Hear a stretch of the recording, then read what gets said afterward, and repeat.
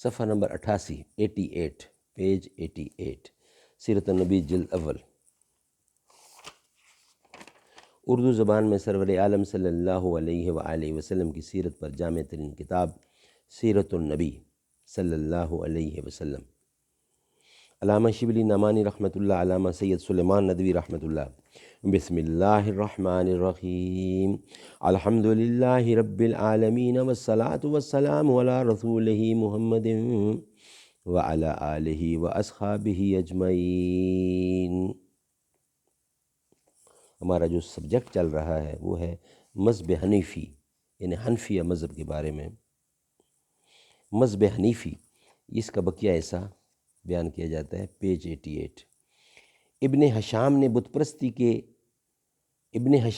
پرستی کی مخالفت کرنے والوں میں انہی چاروں کا نام لکھا ہے، لیکن اور تاریخی شہادتوں سے ثابت ہوتا ہے کہ عرب میں اور متعدد اہل نظر پیدا ہو گئے تھے جنہوں نے بت پرستی سے توبہ کی تھی۔ ان میں سب سے زیادہ مشہور شخص عرب کا نامور خطیب قیس بن سعدہ الیادی ہے۔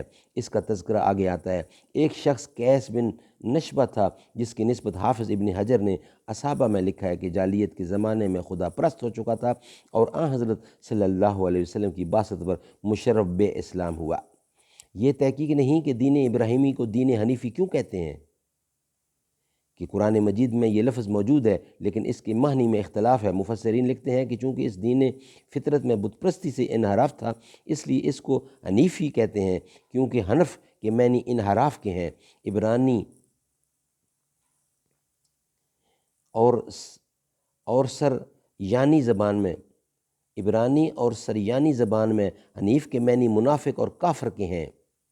ممکن ہے کہ بت پرستوں نے یہ لقب دیا ہو اور موحدین نے فخریہ قبول کر لیا ہو۔ یہ امر اکثر روایتوں سے ثابت ہے کہ عرب اور خصوصاً مکہ اور مدینہ میں متعدد اشخاص بت پرستی کے منکر ہو گئے تھے اور ملت ابراہیمی کی جستجو میں تھے۔ یہ اس لیے کہ مجدد ملت ابراہیمی کے ظہور کا وقت قریب آ گیا تھا۔ ان چند راہ طلب اور حقیقت جو اشخاص کی وجوہ کی بنا پر مصنفین یورپ کہتے ہیں کہ مذہب صحیح اور توحید خالص کا رواج عام عرب میں اسلام سے پہلے بھی موجود تھا، لیکن اگر یہ صحیح ہے تو یہ حیرت انگیز بات ہے کہ اسلام کے ظہور پر اس قدر کیوں ہنگامہ برپا ہوا۔ اللہ تعالی ہمیں اس پہ عمل کرنے کی توفیق عطا فرمائے اور سمجھنے کی توفیق عطا فرمائے۔